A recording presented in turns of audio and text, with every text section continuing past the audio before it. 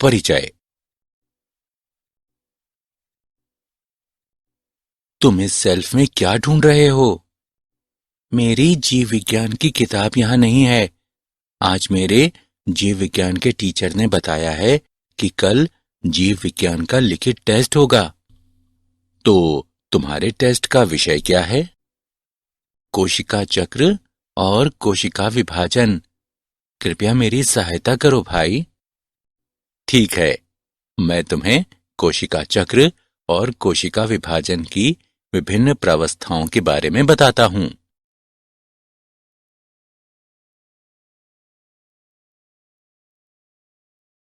उद्देश्य। इस पाठ के अंत में आप निम्न करने में सक्षम हो जाएंगे। कोशिका चक्र की व्याख्या करना, कोशिका चक्र की विभिन्न प्रावस्थाओं को समझना, एम प्रावस्था और इसकी विभिन्न अवस्थाओं के बारे में जानना, सूत्री विभाजन के महत्व का वर्णन करना, अर्धसूत्री विभाजन और इसकी विभिन्न अवस्थाओं के बारे में जानना, अर्धसूत्री विभाजन के महत्व का वर्णन करना।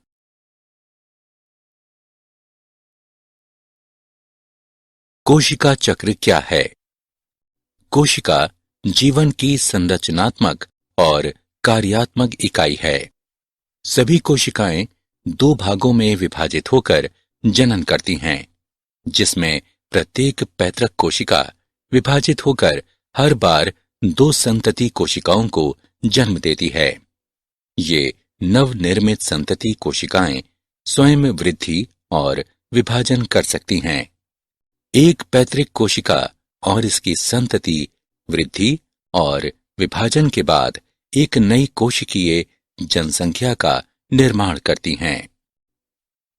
वह प्रक्रिया जिसके द्वारा कोशिकाएं पूर्व मौजूद कोशिकाओं से उत्पन्न होती हैं, कोशिका विभाजन कहलाती हैं।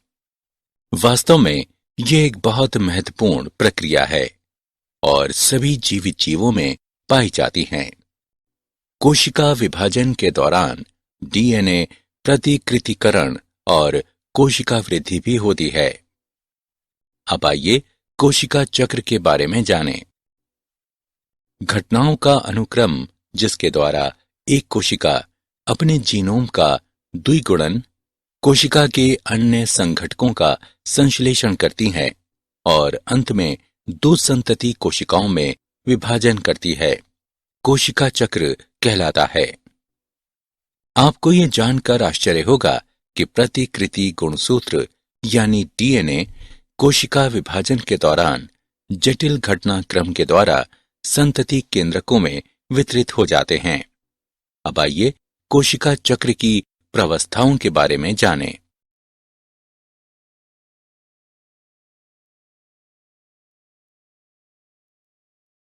कोशिका चक्र की प्रावस्थाएं।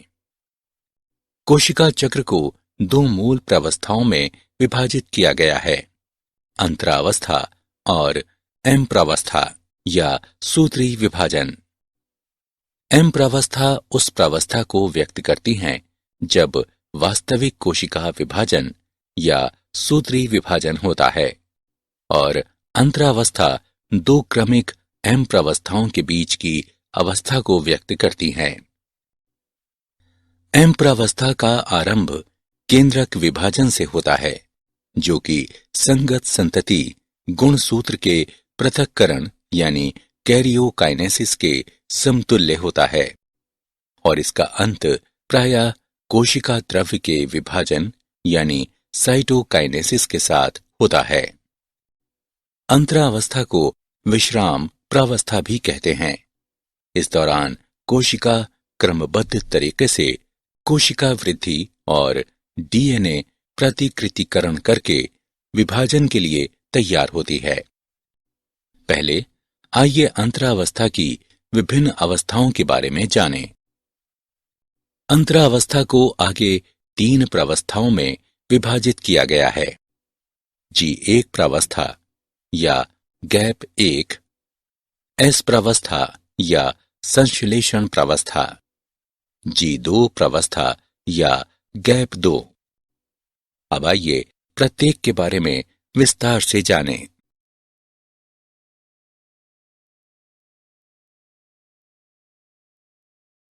कोशिका चक्र की प्रावस्थाएं। शेष। G1 प्रावस्था सूत्री विभाजन और डीएनए प्रतिकृतिकरण के आरंभ के बीच अंतराल को प्रदर्शित करती है। G1 प्रावस्था के दौरान कोशिका उपापचयी रूप से सक्रिय होती है और निरंतर वृद्धि करती है, लेकिन इसका डीएनए प्रतिकृति नहीं करता है। एस प्रावस्था या संश्लेषण प्रावस्था उस अवधि को दर्शाती है जिसमें डीएनए संश्लेषण या प्रतिकृतिकरण होता है। इस समय प्रति कोशिका डीएनए की मात्रा दुगनी हो जाती है, लेकिन गुणसूत्र की संख्या में कोई वृद्धि नहीं होती है। G2 प्रावस्था के दौरान सूत्री विभाजन के लिए प्रोटीन का संश्लेषण होता है, जबकि कोशिका वृद्धि होती रहती है। कुछ कोशिकाएं जो आगे विभाजित नहीं होती हैं, G1 प्रावस्था से निकलकर निष्क्रिय अवस्था में पहुंच जाती हैं, जो कोशिका चक्र की शांत अवस्था यानी G0 कहलाती हैं। इस प्रावस्था में कोशिकाएं उपापचयी रूप से सक्रिय रहती हैं, लेकिन ये विभाजित नहीं होती हैं। इनका विभाजन जीव की आवश्यकता के अनुसार होता है।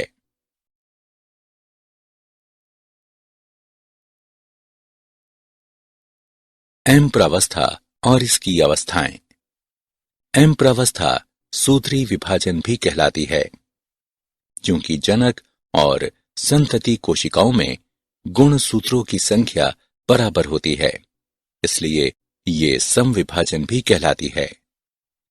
सूत्री विभाजन को निम्नलिखित 4 अवस्थाओं में विभाजित किया गया है: पूर्णावस्था, मध्यावस्था, पश्चावस्था और अंत्यावस्था। आइए इनके बारे में विस्तार से जानें। पूर्णावस्था। सूत्री विभाजन की पहली अवस्था पूर्वावस्था है। ये अंतरावस्था के एस और G2 प्रावस्था के बाद की अवस्था है। एस और G2 प्रावस्था में नए डीएनए अणु बनते हैं और आपस में गुंथे होने के कारण स्पष्ट नहीं होते हैं। पूर्वावस्था के पूर्ण होने के दौरान जो महत्वपूर्ण घटनाएं होती हैं, उनकी निम्न विशेषताएं हैं। गुणसूत्रीय द्रव्य संघनित होकर ठोस समसूत्री गुणसूत्र बन जाता है। गुणसूत्र 2 अर्ध गुणसूत्रों का बना होता है, जो आपस में सेंट्रोमियर यानी गुणसूत्र बिंदु से जुड़े रहते हैं। समसूत्री तर्कु। सूक्ष्म नलिकाओं के जमावड़े की प्रक्रिया आरंभ हो जाती है। कोशिका द्रव्य के ये प्रोटीन युक्त घटक इस प्रक्रिया में सहायता करते हैं।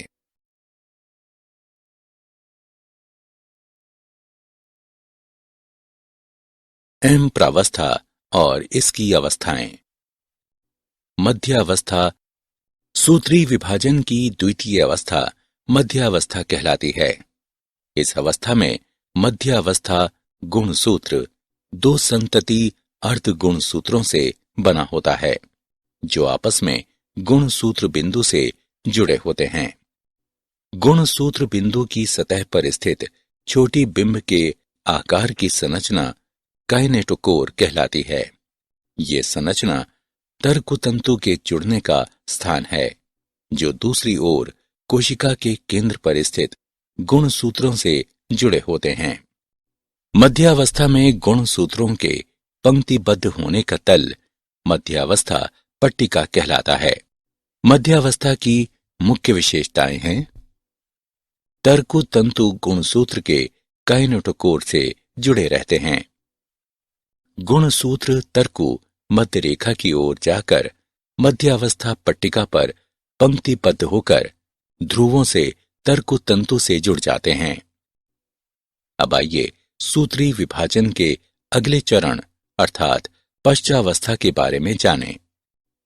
पश्चावस्था ये सूत्री विभाजन का तीसरा या अगला चरण है। पश्चावस्था के प्रारंभ में मध्यावस्था पट्टिका पर आए प्रत्येक गुणसूत्र एक साथ अलग होने लगते हैं और दो संतति अर्ध गुणसूत्र दो विपरीत ध्रुवों की ओर जाने लगते हैं। इस अवस्था की मुख्य विशेषताएं हैं। गुणसूत्र बिंदु विखंडित होते हैं और अर्ध गुणसूत्र अलग होने लगते हैं। अर्ध गुणसूत्र विपरीत ध्रुवों की ओर जाने लगते हैं।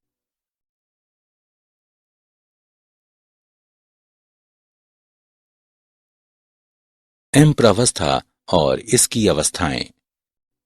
अगली अवस्था अंत्यावस्था है।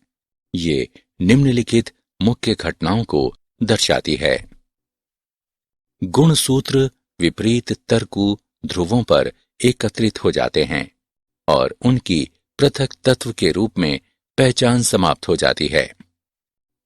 गुणसूत्र समूह के चारों ओर केंद्रक आवरण का निर्माण हो जाता है। केंद्रिका, गोल्जिकाए और अंतर्द्रव्यी जालिका का पुनर्निर्माण हो जाता है। क्या आप जानते हैं कि सूत्री विभाजन द्विगुणित गुणसूत्रों के संतति केंद्रकों यानी केंद्रक विभाजन में संपृथकन से ही समाप्त नहीं होती, बल्कि कोशिका विभाजन संपन्न होने के अंत में कोशिका स्वयं एक अलग प्रक्रिया द्वारा दो संतति कोशिकाओं में विभाजित हो जाती है, जो कोशिका द्रव्य विभाजन कहलाती है।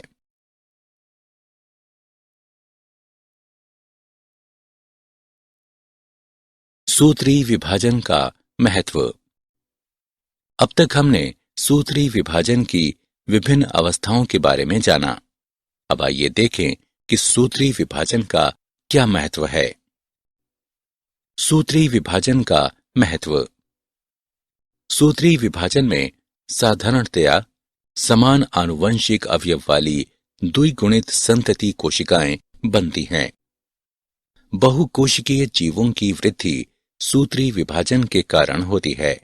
कोशिका वृद्धि के परिणाम स्वरूप केंद्रक व कोशिका द्रव्य के बीच का अनुपात अव्यवस्थित हो जाता है। इसलिए ये आवश्यक हो जाता है कि कोशिका विभाजित होकर केंद्रक कोशिका द्रव्य के अनुपात को बनाए रखे। सूत्री विभाजन का बहुत महत्वपूर्ण योगदान कोशिका की मरम्मत करना है।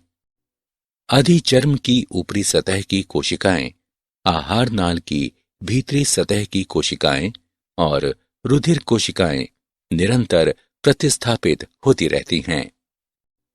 विभज्य योतिकी ऊतकों, शीर्षस्थ एवं पार्श्वीय कैम्बियम में सूत्री विभाजन के कारण पौधों में जीवन भर वृद्धि होती रहती है।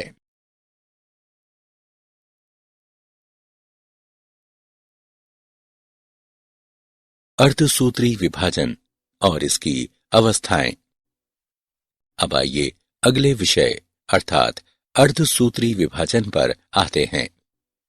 जैसा कि हम सभी जानते हैं कि लैंगिक जनन द्वारा संतति के निर्माण में दो युग्मकों का संलयन शामिल है, जिनमें अगुणित गुणसूत्रों का एक समूह होता है। युग्मक विशिष्ट द्विगुणित कोशिकाओं से निर्मित होते हैं। ये विशिष्ट प्रकार का कोशिका विभाजन, जिसके द्वारा बनने वाली अगुणित संतति कोशिकाओं में गुणसूत्रों की संख्या आधी हो जाती है। इस प्रकार का विभाजन अर्धसूत्री विभाजन कहलाता है। अर्धसूत्री विभाजन की मुख्य विशेषताएं निम्नवत हैं। अर्धसूत्री विभाजन में केंद्रक और कोशिका विभाजन के दो अनुक्रमिक चक्र शामिल होते हैं, जिसे अर्धसूत्री 1 और अर्धसूत्री 2 कहते हैं। लेकिन डीएनए प्रतिकृतिकरण का केवल एक चक्र पूर्ण होता है। इस अवस्था में पैतृक गुणसूत्रों के प्रतिकृति के साथ समान संतति अर्ध गुणसूत्र बनने के बाद अर्धसूत्री 1 अवस्था प्रारंभ होती है। अर्धसूत्री विभाजन में समजात गुणसूत्रों का युगलन एवं पुनर्योजन होता है। अर्धसूत्री 2 के अंत में 4 अगुणित कोशिकाएं बनती हैं। अर्धसूत्री विभाजन को निम्न अवस्थाओं में वर्गीकृत किया गया है। पूर्वावस्था 1, मध्यावस्था 1, पश्चावस्था 1 और अंत्यावस्था 1 अर्धसूत्री 1 के तहत आती हैं, जबकि पूर्वावस्था 2, मध्यावस्था 2, पश्चावस्था 2 और अंत्यावस्था 2 अर्धसूत्री 2 के तहत आती हैं। अब आइए प्रत्येक प्रावस्था का विस्तार से अध्ययन करें।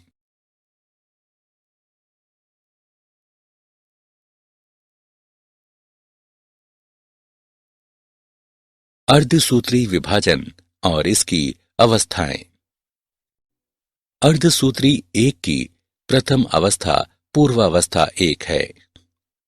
ये सूत्री विभाजन की पूर्वावस्था की तुलना में बहुत लंबी और अधिक जटिल है। गुणसूत्रों के व्यवहार के आधार पर इसे आगे निम्न 5 प्रावस्थाओं में उपविभाजित किया गया है, अर्थात तनुपट्टे, युग्म पट्टे, स्थूल पट्टे, द्विपट्टे और पारगति क्रम। तनुपट्टे। प्रकाश सूक्ष्मदर्शी से देखने पर तनुपट्टे अवस्था के दौरान गुणसूत्र धीरे धीरे स्पष्ट दिखाई देने लगते हैं। गुणसूत्र का संहनन तनुपट्टे अवस्था के दौरान जारी रहता है। इसके बाद पूर्वावस्था 1 का द्वितीय चरण प्रारंभ होता है, जिसे युग्म पट्टे कहते हैं। इस अवस्था के दौरान गुणसूत्रों का युग्मन प्रारंभ हो जाता है और इस प्रकार की संबद्धता को सूत्र युग्मन कहते हैं। ऐसे युग्मित गुणसूत्र समजात गुणसूत्र कहलाते हैं। इस अवस्था का इलेक्ट्रॉन सूक्ष्मलेखी ये दर्शाता है कि गुणसूत्र सूत्र युग्मन के साथ एक जटिल संरचना का निर्माण होता है, जिसे सिनेप्टोनिमल सम्मिश्र कहते हैं। सूत्र युग्मित समजात गुणसूत्र के युग्म द्वारा निर्मित सम्मिश्र युगली अथवा चतुष्क कहलाता है। हालांकि वे अगली अवस्था में अधिक स्पष्ट दिखाई देते हैं। अगली अवस्था स्थूल पट्ट पहले की दोनों चरणों से अधिक लंबी होती है। स्थूल पट्ट अवस्था के दौरान युगली गुणसूत्र चतुष्क के रूप में अधिक स्पष्ट दिखाई देते हैं। इस अवस्था में पुनर्योजन ग्रंथिकाएं दिखाई देने लगती हैं, जहां पर समजात गुणसूत्रों के असंतति अर्ध गुणसूत्रों के बीच विनिमय होता है। विनिमय 2 समजात गुणसूत्रों के बीच आनुवंशिक पदार्थों का आदान प्रदान है। विनिमय 2 गुणसूत्रों पर आनुवंशिक पदार्थों के पुनर्योजन को बढ़ावा देता है। समजात गुणसूत्रों के बीच पुनर्योजन स्थूल पट्ट अवस्था के अंत तक पूर्ण हो जाता है, जिसके परिणाम स्वरूप विनिमय स्थल पर गुणसूत्र जुड़े हुए दिखाई पड़ते हैं। स्थूल पट्ट अवस्था के बाद द्विपट अवस्था आती है। द्विपट अवस्था की शुरुआत की पहचान सिनेप्टोनिमल सम्मिश्र के विघटन से होती है और युगली के समजात गुणसूत्र विनिमय बिंदु के अतिरिक्त एक दूसरे से अलग होने लगते हैं। एक्स आकार की यह संरचना काएचमेटा कहलाती है। अर्धसूत्री पूर्वावस्था 1 का अंतिम चरण पारगति क्रम है। ये काएचमेटा के अंत द्वारा पहचानी जाती है। इस प्रावस्था के दौरान गुणसूत्र पूर्णतया संघनित हो जाते हैं और अर्धसूत्री तर्कु एकत्रित होकर समजात गुणसूत्रों को अलग करने में सहयोग प्रदान करते हैं। पारगति क्रम के अंत तक केंद्रिका अदृश्य हो जाती है और केंद्रक आवरण भी विकृत हो जाता है। पारगति क्रम मध्य अवस्था की ओर पारगमन को निरूपित करता है।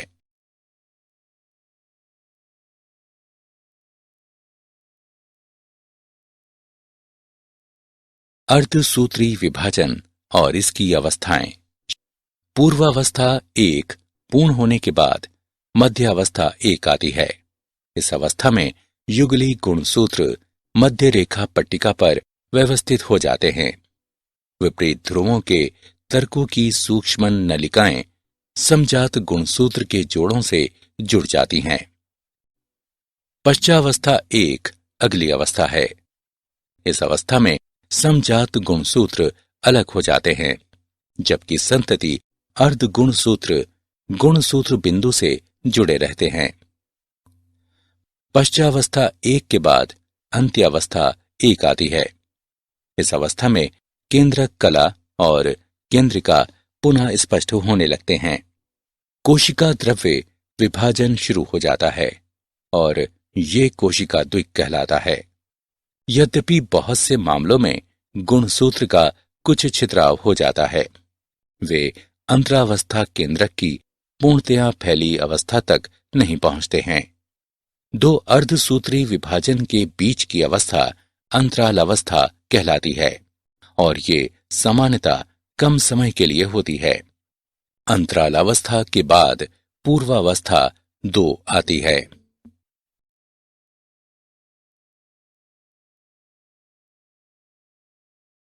अर्धसूत्री विभाजन और इसकी अवस्थाएं। अर्धसूत्री विभाजन 2 सामान्यतः गुणसूत्र के पूर्ण लंबा होने से पहले कोशिका द्रव्य विभाजन के तत्काल बाद प्रारंभ होती है। अर्धसूत्री विभाजन 1 के विपरीत अर्धसूत्री विभाजन 2 सामान्य सूत्री विभाजन के समान होता है। पूर्वावस्था 2 के अंत तक केंद्रक झिल्ली अदृश्य हो जाती है। गुणसूत्र पुनः संघनित हो जाते हैं। पूर्वावस्था 2 के बाद मध्यावस्था 2 आती है। इस अवस्था में गुणसूत्र मध्यांश पर पंक्तिबद्ध हो जाते हैं और तर्कों की विपरीत ध्रुवों की सूक्ष्म नलिकाएं संतति अर्ध गुणसूत्र के काइनेटोकोर से चिपक जाती हैं। सूत्री विभाजन के समान मध्यावस्था 2 के बाद पश्चावस्था 2 आती है। पश्चावस्था 2 प्रत्येक गुणसूत्र के गुणसूत्र बिंदु के तत्काल अलग होने से शुरू होती है और गुणसूत्र कोशिका के विपरीत ध्रुवों की ओर चली जाती है। अर्धसूत्री विभाजन की अंतिम अवस्था अंत्यावस्था 2 है। इस अवस्था में गुणसूत्रों के 2 समूह एक बार पुनः एक केंद्रक आवरण में बंद हो जाते हैं। कोशिका द्रव्य विभाजन के बाद 4 अगुणित संतति कोशिकाओं का चतुष्टय बन जाता।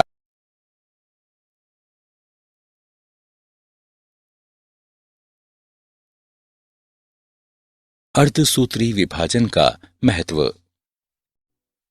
अब तक हमने अर्धसूत्री विभाजन 1 और अर्धसूत्री विभाजन 2 के विभिन्न चरणों के बारे में सीखा। अब आइए जानें कि अर्धसूत्री विभाजन का क्या महत्व है। अर्धसूत्री विभाजन वो क्रिया है जिसके द्वारा लैंगिक जनन करने वाले जीवों की प्रत्येक जाति में विशिष्ट गुणसूत्र की संख्या संरक्षित रहती है। यद्यपि विरोधाभासी प्रक्रिया के परिणाम स्वरूप गुणसूत्रों संख्या आधी हो जाती है। इसके द्वारा जीवधारियों की जनसंख्या में एक पीढ़ी से दूसरी पीढ़ी तक आनुवंशिक विभिन्नताएं बढ़ती जाती हैं। विकास प्रक्रिया के लिए विभिन्नताएं बहुत महत्वपूर्ण हैं।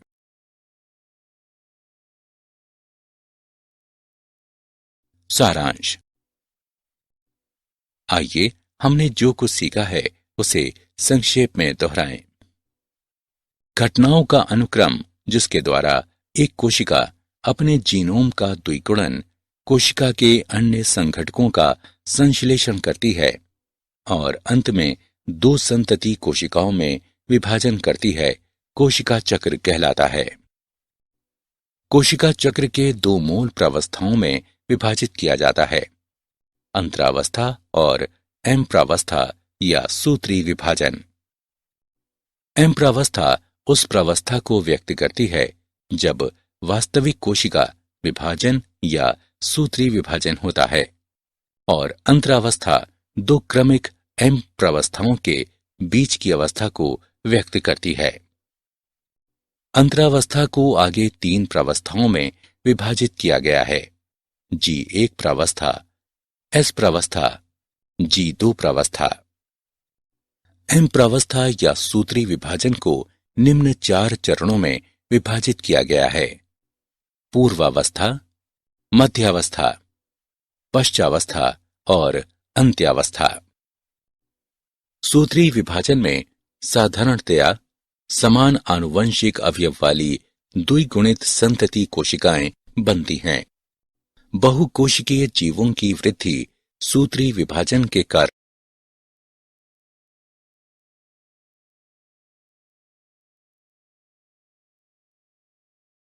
अर्धसूत्री विभाजन विशिष्ट प्रकार का कोशिका विभाजन है, जिसके द्वारा बनने वाली अगुणित संतति कोशिकाओं में गुणसूत्रों की संख्या आधी हो जाती है।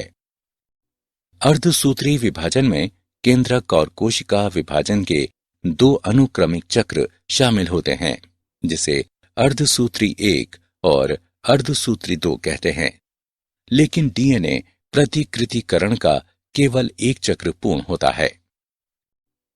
अर्धसूत्री 1 में पूर्वावस्था 1, मध्यावस्था 1, पश्चावस्था 1 और अंत्यावस्था 1 शामिल है, जबकि अर्धसूत्री 2 में पूर्वावस्था 2, मध्यावस्था 2, पश्चावस्था 2 और अंत्यावस्था 2 शामिल है। गुणसूत्रों के व्यवहार के आधार पर पूर्वावस्था 1 को 5 प्रावस्थाओं में उपविभाजित किया गया है, अर्थात तनुपट्टे, युग्म पट्टे, स्थूल पट्टे, द्विपट्टे और पारगति क्रम। स्थूल पट्टे प्रावस्था के दौरान विनिमय होता है। अर्धसूत्री विभाजन से जीवधारियों की जनसंख्या में एक पीढ़ी से दूसरी पीढ़ी तक आनुवंशिक विभिन्नताएं बढ़ती जाती हैं।